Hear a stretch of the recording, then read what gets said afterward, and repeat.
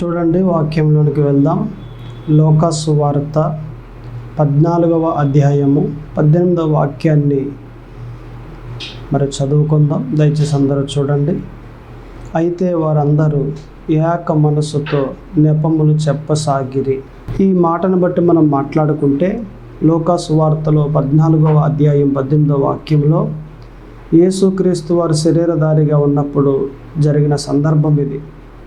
యేసుక్రీస్తు వారిని ఒక రోజున ఒక వ్యక్తి విందు భోజనానికి రమ్మని పిలిచాడు. యేసుక్రీస్తు వారు ఆ రోజున వారు భోజనం చేయటం కొరకు ఆ ఇంటికి వెళ్ళారు. అలాగని వెళ్ళినప్పుడు సరిగ్గా భోజనానికి కూర్చున్నారు యేసు ప్రభు వారు.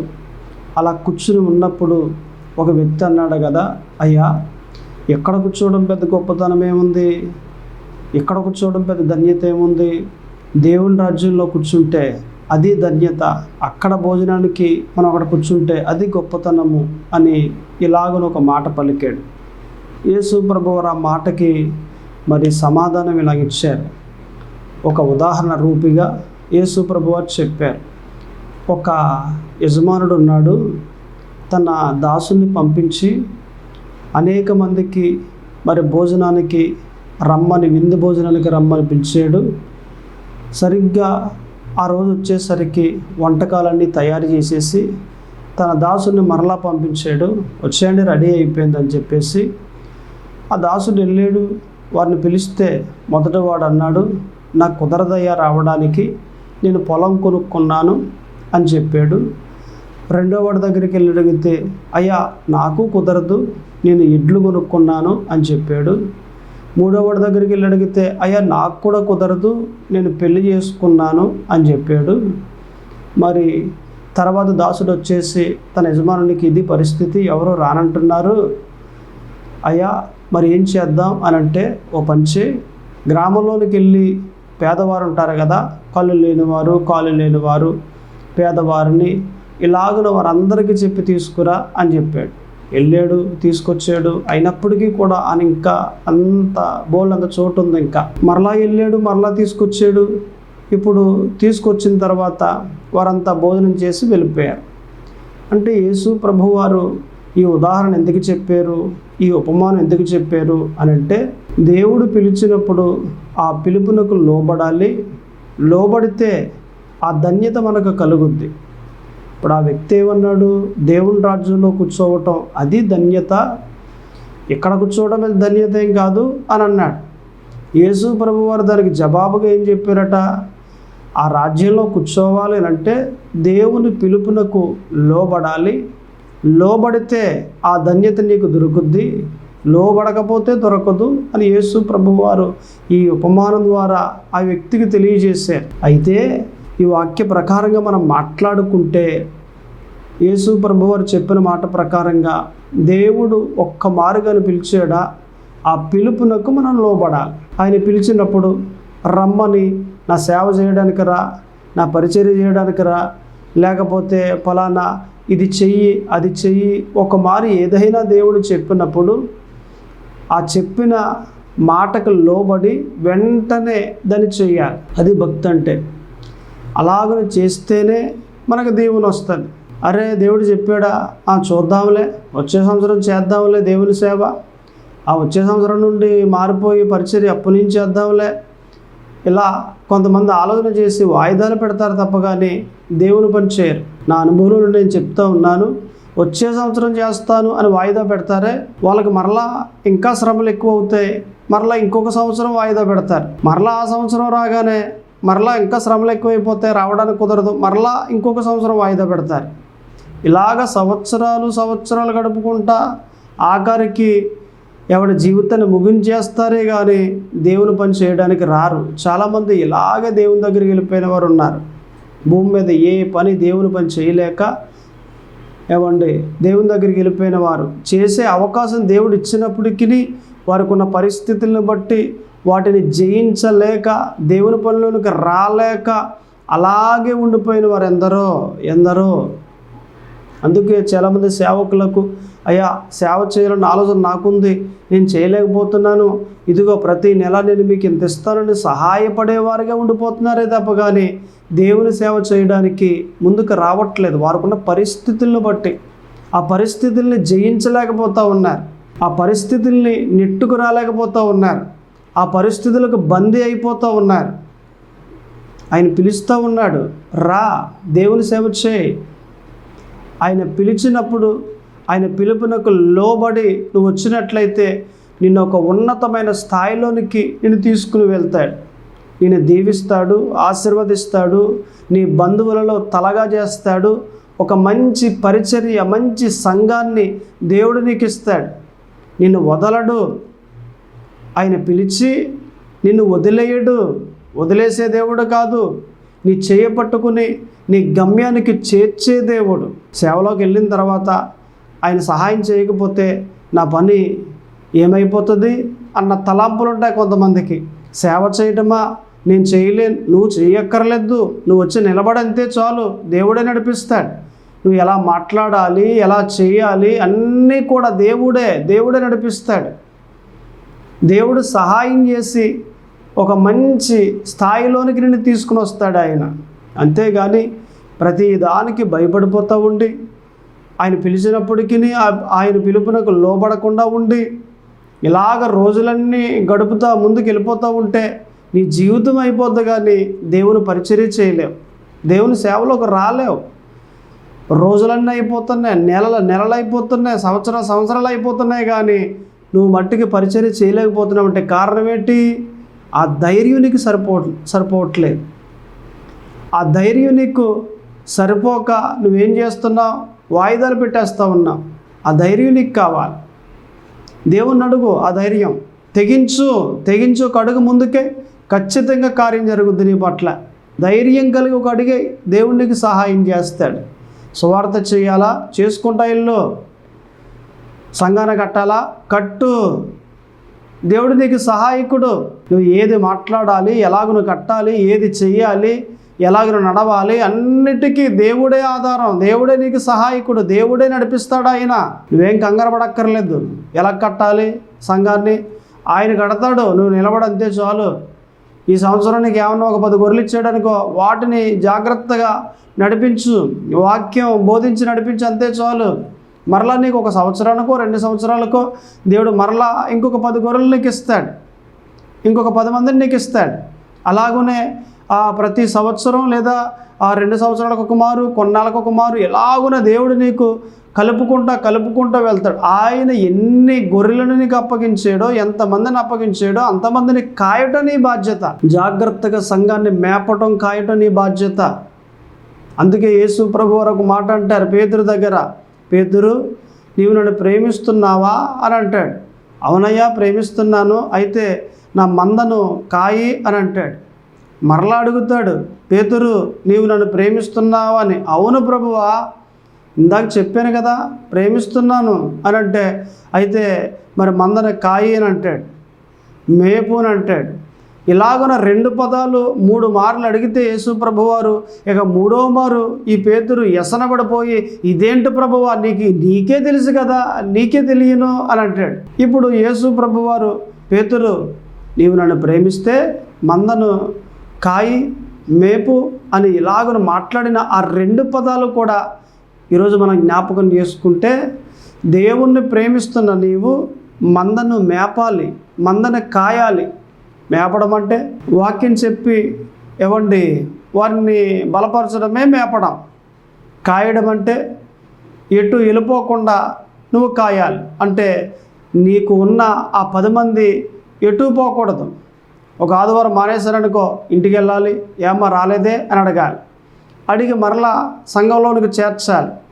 అలాగున ఒక క్రమం పెట్టుకుని ఆ మందను కాస్తూ ఉండాలి.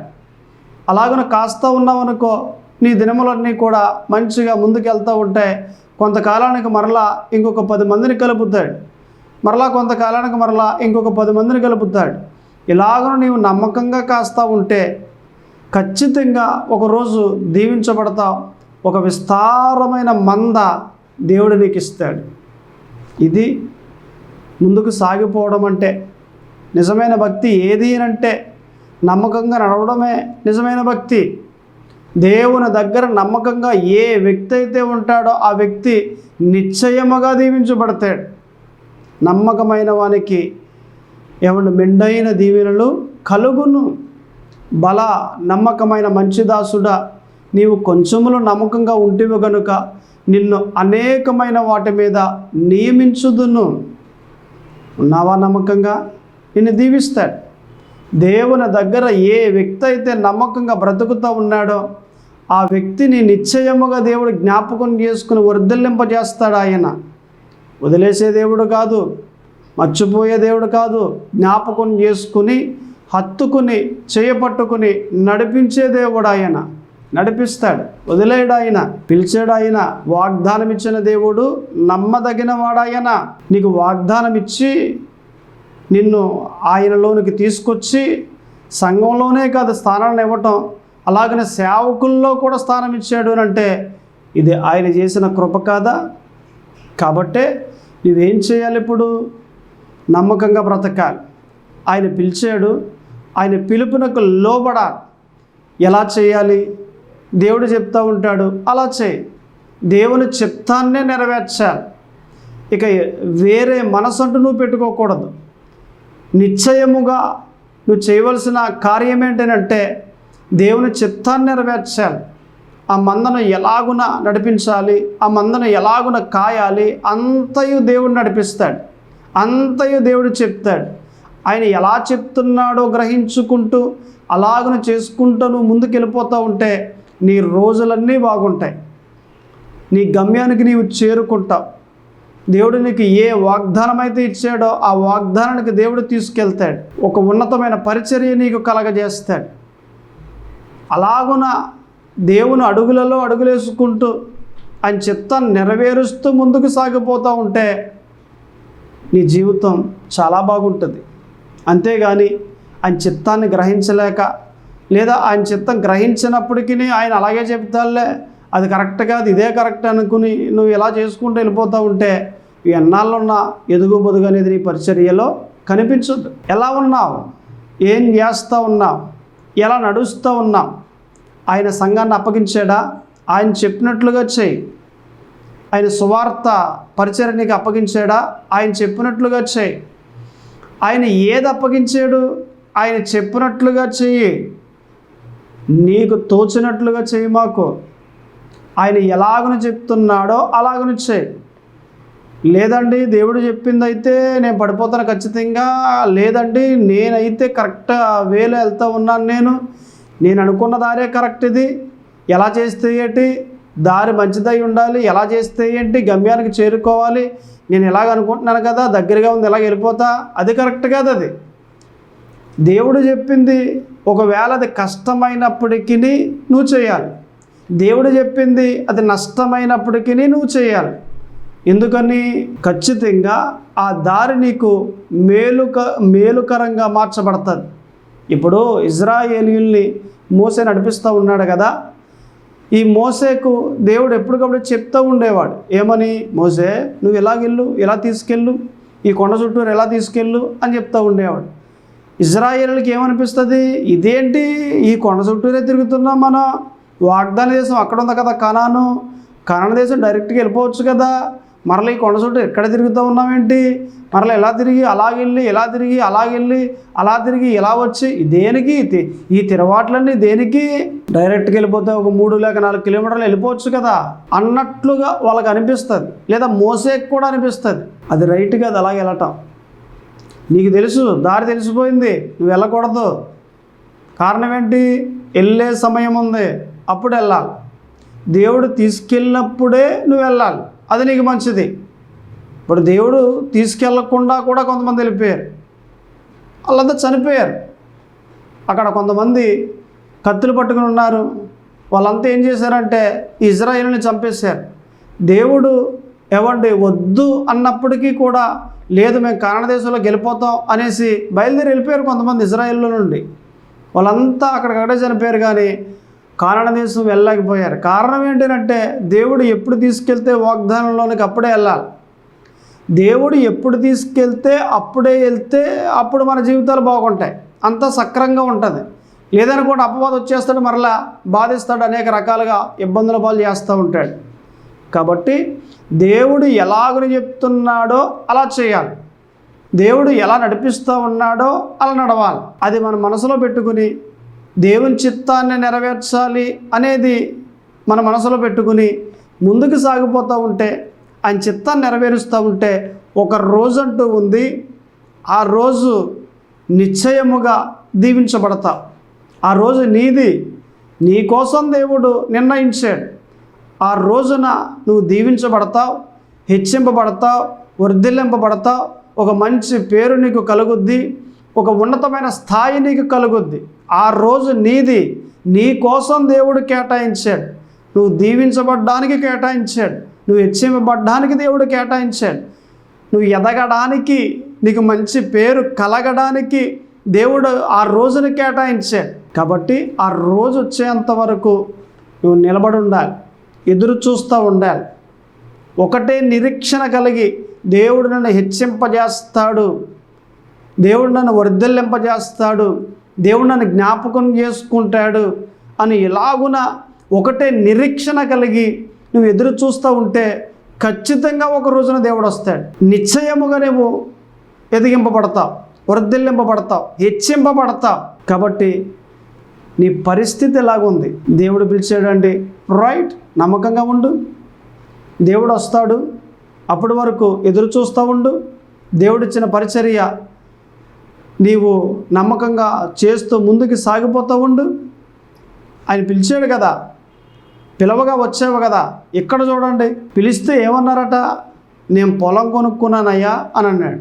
అసలు పొలం కొనుక్కోవడానికి, విందు భోజనం చేయడానికి రావడానికి ఏమైనా సంబంధం ఉందా? లేనే లేదు. పొలం కొనుక్కుంటే పొలం అక్కడే ఉంటుంది, వచ్చి ఒక గంట భోజనం చేసి వెళ్ళిపోతాడు. మరి నేను పొలం కొనుక్కున్నాను రావడానికి కుదరదు అని అంటే అంత బిజీ అయిపోయాడా? ఒక గంట కూడా ఖాళీ లేనంత బిజీ అయిపోయాడా? అంటే ఏం చెప్తున్నాడు? నెపం చెప్తున్నాడు.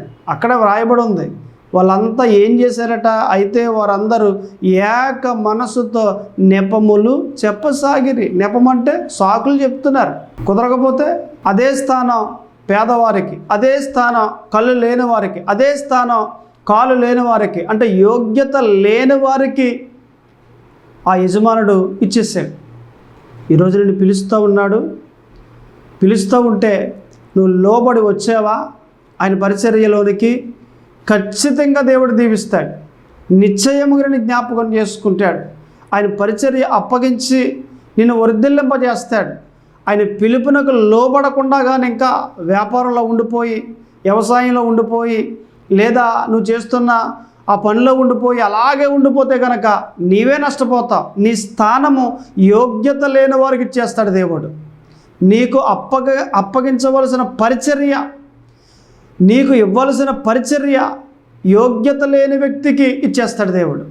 నువ్వు రాకపోతే, నేను చేస్తున్న పరిచర్య కూడా ఒక మారు దేవుడు నాకు మనసులో పెడితే పలానా చోటకి వెళ్ళమని నేను అక్కడికి వెళ్ళాను. అక్కడ పరిచర్య స్టార్ట్ చేశాను. స్టార్ట్ చేసిన తర్వాత ఒక పాస్టర్ గారు అన్నారు కదా, ఇక్కడికి వెళ్ళమని దేవుడు నాకు మొదట చెప్పాడు దర్శన రీతిగా. నేను ఇక్కడికి రాలేకపోయాను, నేను రాలేదు కదా అనేసి దేవుడు మిమ్మల్ని అక్కడ పంపించాడు. మొదట నాకు చెప్పాడు, తర్వాత మీకు చెప్పాడు అని చెప్పాడు పాస్టర్ గారు ఒక ఆయన. అంటే మొదట ఆయనకి చెప్పాడు, ఆయన లోపడలేదు పిలుపు నాకు. ఇప్పుడు నాకు చెప్పాడు, నేను లోపడ్డాను, నేను చేస్తూ ఉన్నాను, ఇప్పుడు వరకు చేస్తూ ఉన్నాను. దీవించాడు దేవుడు. నేను లోపడలేదనుకోండి ఇంకొకరికి చెబుతాడు, ఆయన లోపడలేదనుకోండి ఇంకొకరికి చెబుతాడు.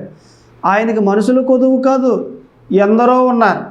అయితే మనం దీవించబడాలంటే ఆయన పాదాల దగ్గర మనం ఉండాలి, ఆయన మాట మనం వినాలి, ఆయన పిలుపునకు లోబడాలి. ఎలా ఉన్నాం మనం? ఇంతగా మీరు ఎలాగున్నారు? ఆయన చెప్పిన మాట ప్రకారంగా లోబడుతూ ఉన్నారా? దేవుడు పిలిచిన పిలుపునకు మీరు లోబడుతూ ఉన్నారా?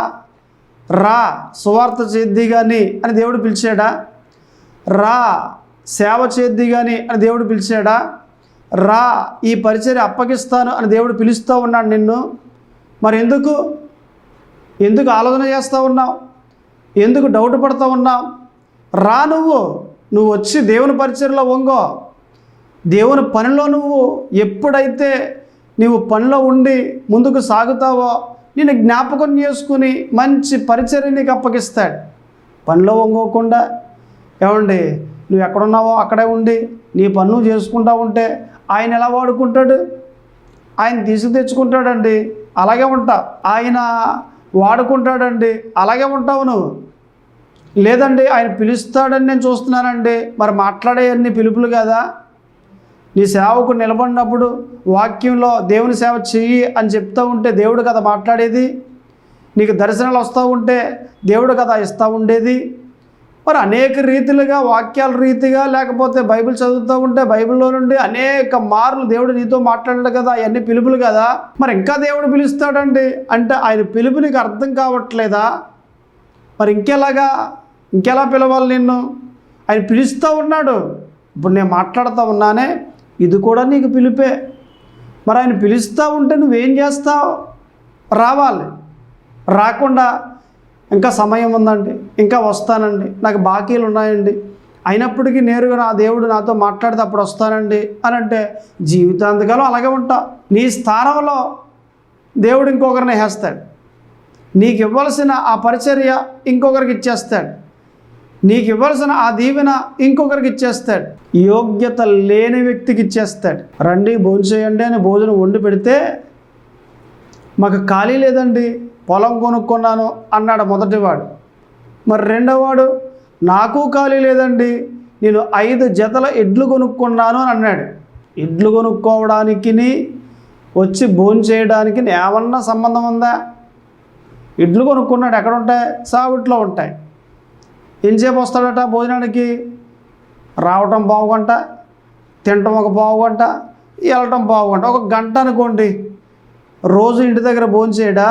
ఖాళీ ఉండదా? అంటే భోంచేయడానికి స్నానం చేయడానికి ఖాళీ లేనంత బిజీ అయిపోయారా? అంటే భోజనం చేయడానికి గంట ఖాళీ ఉంటుంది కదా, మరి ఆ గంటలోనే వచ్చి భోంచేయచ్చు కదా అతడు.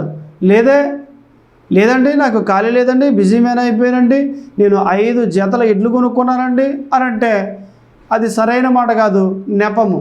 నెపం అంటే సాకు చెప్పడం. ఎవరు నష్టపోయారు? ఆయన నష్టపోయాడు. ఆ స్థానము ఎవరికి వెళ్ళిపోయిందట?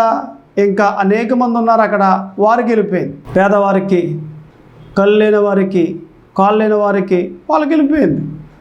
కారణం ఒకటే, దేవుని పిలుపునకు లోబడక. ఆయన కూడా అలాగే చెప్పాడు. పెళ్లి చేసుకున్నానంటే నాకు ఖాళీ లేదన్నాడు. పెళ్లి చేసుకుంటే ఏవండి ఇంకెవరు పెళ్ళికి వెళ్ళడా? పెళ్లి చేసుకుంటే ఇక ఎక్కడన్నా భోజనం చెప్తే భోజనానికి వెళ్ళడా? పెళ్లి చేసుకుంటే వ్యాపారం చేసుకోడా? పెళ్లి చేసుకుంటే ఇంకేం చేసుకోడా? అంటే గదిలోనే ఉంటాడు ఈయన. ఎన్నాళ్ళు ఉంటాడు అలా గదిలో? 1 నెల, 2 నెలలు, 3 నెలలు, సంవత్సరం, ఇంకెన్నాళ్ళైనా ఇంకా గదిలోనే ఉంటాడా తన భార్యతోటి? బయటికి రాడా? అసలు పెళ్లి చేసుకోవడానికి విందు భోజనం చేయడానికి ఏమైనా సంబంధం ఉందా? ఎంతసేపు వస్తాడట? ఉండరా, ఎక్కడే ఉండు గదిలో, నేను వెళ్ళి భోజనం చేసి వచ్చేస్తాను, ఆ భోజనం చెప్పాడు నాకు పలానా వ్యక్తి, 1 గంటలో వచ్చేస్తాను అని చెప్పి రాలేడా? భోజనం చేసి వెళ్ళలేడా? కానీ నేను పెళ్లి చేసుకున్నానంటే భోజనం చేయడానికి రానంటే నాకు కుదరదని అన్నాడు. అంటే ఈయన కూడా ఏం చెప్పాడట? నెపం, ఒక సాకు చెప్పాడు.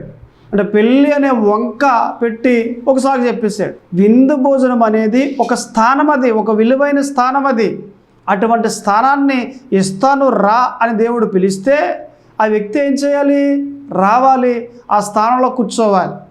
లేదంటే నాకు ఖాళీ లేదు, వచ్చే సంవత్సరం వస్తారండి, లేదా ఒక 10 సంవత్సరాల్లో వస్తారండి, నా బాకీలు తీరిపోయిన తర్వాత వస్తారండి, లేదా నా మనసుకు తట్టినప్పుడు వస్తారండి అని అంటే కనుక ఆ స్థానాన్ని పోగొట్టుకునేది నీవే.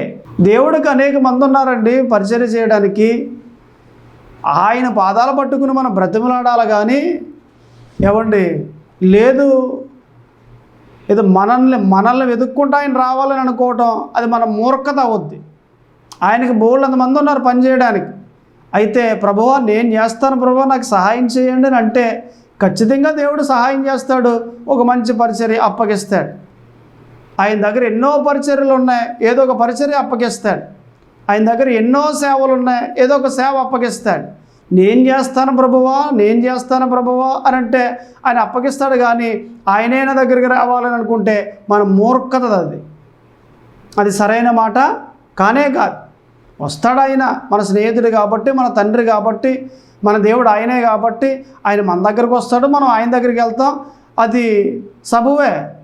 కానీ మూర్ఖంగా ఆలోచన చేసి ఆయనే నా దగ్గరికి రావాలి, ఆయనే నాకు పరిచర్య అప్పగించాలి అని అంటే అది సరైనది కాదు.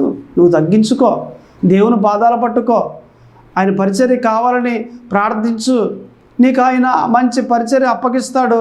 ఆయన దగ్గర తగ్గించుకుని ముందుకు సాగిపో, నీ జీవితం బాగుంటుంది. వస్తాడు ఆయన, ఆయనే రావాలి, ఆయనే అప్పగించాలి, అప్పగిస్తాడు ఆయన. కానీ ఎన్నాళ్ళు, 1 సంవత్సరం చూసా, 2 సంవత్సరాలు చూసా, 5 సంవత్సరాలు చూసా, 10 సంవత్సరాలు చూసా, కానీ ఎక్కడ ఆయన రాలేదు. ఇంకో 20 సంవత్సరాలు కావచ్చు, నువ్వు ముసలోడు అయిపోతావు, ఆయన రాలేదు, నీ జీవితం అయిపోద్ది, నువ్వే నష్టపోతావు. ఆయన రాకపోతే ఆయన అంత మాత్రం నష్టపోడు. ప్రభువా చేస్తాను అని ఆయన పాదాలు పట్టుకుంటే ఖచ్చితంగా దేవుడు నీకు సహాయం చేస్తాడు.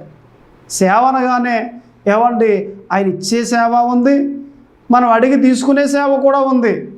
2 ఉన్నాయి. ప్రభువా నేను చేస్తాను అని అంటే ఆయన అప్పగిస్తాడు. లేదు ఇదిగో నువ్వు చెయ్యి అని ఆయన అప్పగిస్తాడు. 2 సేవలు ఉన్నాయి కదా. నువ్వు దేని ఎన్నుకున్నావు? నిజంగా ఆయన ఎన్నికలో ఉండి ఆయనే వచ్చి అప్పగించాడని అంటే రైట్, మంచిదే. లేదు ఆయన ఎన్ని సంవత్సరాలైనా అప్పగించట్లేదని అంటే నువ్వే అడుగా ఇన్ని, నువ్వే ప్రార్థన చేయి, ప్రభువా నాకు సహాయం చేయి, మీ సేవ చేయాలని ఆలోచన కలుగున్నాను, నేను ఏ పని చేసినా చేయలేకపోతున్నాను, నేను నా ఉద్యోగం నేను చేయలేకపోతున్నాను, నా వ్యవసాయం నేను చేయలేకపోతున్నాను, మీ పని చేస్తాను ప్రభువా, నేను ఏ పని చేసినా మీ పని మీద నాకు మనసు ఉంది ప్రభువా, నేను చేస్తాను ప్రభువా, నాకు సహాయం చేయండి, నాకు అప్పగించండి అని దేవుణ్ణి అడుగు, దేవుడికి ఇస్తాడు. అంతేగాని ఎన్నాళ్ళు చూసినా చేస్తా, ఆయన రావాలి, ఆయన చెప్పాలి అని అంటే ఓకే, చెబితే సంతోషమే, చెప్పకపోతే నీ జీవితం అయిపోద్ది, కానీ పరిచర్య చేయలేవు, నువ్వు నష్టపోతావు. కాబట్టి నువ్వు చేయవలసిన పని ఏంటి? ఆయన పిలుపునకు లోబడాలి. ఆయన పిలుస్తూ ఉన్నాడు, లోబడు. నీవు లోబడి ఆయన పరిచర్య చేయి, ఆయన చిత్తాన్ని నెరవేర్చు. అనేక మాటలు మనకు కనిపిస్తాయి. ఇక్కడ మనం చూసినట్లయితే 1 కొరింథీ 12:26 కనిపిస్తుంది మనకి. ఎవరికి ఇచ్చేసాడట ఈ పరిచర్య? వెర్రి వారికి, జ్ఞానులను సిగ్గుపరచడానికి వెర్రి వారిని ఆయన ఎన్నుకున్నాడు, వెర్రి వారిని ఆయన ఏర్పాటు చేసుకున్నాడు. ఇంకా మనం చూస్తే ఎపిసి 4:3 కూడా కనిపిస్తుంది, మీరు పిలువబడిన పిలుపునకు తగినట్లుగా అని ఒక పదాన్ని అక్కడ మాట్లాడతాడు. అంతేకాకుండా 2 పేతురు 1:10 కూడా ఒక మంచి వాక్యం ఉంటుంది, మీ పిలుపును ఏర్పాటును నిశ్చయము చేసుకున్నటకు మరి జాగ్రత్త పడుడి. ఇలా మనం చెప్పుకుంటూ పోతే అనేక వాక్యాలు. సామెతల గ్రంథము 16:4 కూడా కనిపిస్తుంది. ఏమండి, పని విషయంలో, దేవుని పని విషయంలో అక్కడ ఒక మంచి మాట రాయబడి ఉంటుంది, చదువుకోండి. చదివి దేవుని కొరకు నిలబడండి. నడుము బిగించి నేను దేవుని సేవ చేస్తా, దేవుని పని చేస్తా, నేను దేవుని కొరకు నిలబడతా, నేను దేవుని కోసం నేను పని చేసి దేవునికి మహిమ తెచ్చి పెడతా, ఇంకా అనేక ఆత్మలను దేవునిలోకి తీసుకుని వస్తా అని ఇలాగున ఆసక్తి కలిగి ముందుకు సాగిపోతే మన దినములన్నీ కూడా బాగుంటాయి. ఎలా ఉన్నావు? ఏం చేస్తూ ఉన్నావు? కాబట్టి నువ్వు దీవించబడాలంటే ఆయన చిత్తాన్ని నెరవేర్చు. మొదట ఆయన పిలుపునకు లోబడు, ఈ జీవితం బాగుంటుంది. ప్రార్థన చేసుకుందాం, కళ్ళు మూసుకొని ప్రార్థన. పరిశుద్ధుడా దేవ తండ్రి, ప్రభువా యేసుక్రీస్తు, అయ్యా ఇదిగో ప్రభువా, మీరు మాతో మాట్లాడిన మాటను బట్టి 104 స్తోత్రములు. మీకే మహిమ కలుగును గాక. అంతేకాకుండా మమ్మల్ని జ్ఞాపకం చేసుకున్నారు, మేమేం చేయాలో మాకు తెలియజేశారు ప్రభువా. 104 స్తోత్రములు. మేము అలాగను చేయడానికి, మీ పిలుపునకు లోబడ్డానికి కృప చూపించమని ప్రార్థిస్తూ ఉన్నాం. ఈ కొద్ది ప్రార్థన ఆలకింప చేయమని యేసు క్రీస్తు నామమున అడుగుచున్నాము తండ్రి, ఆమేన్.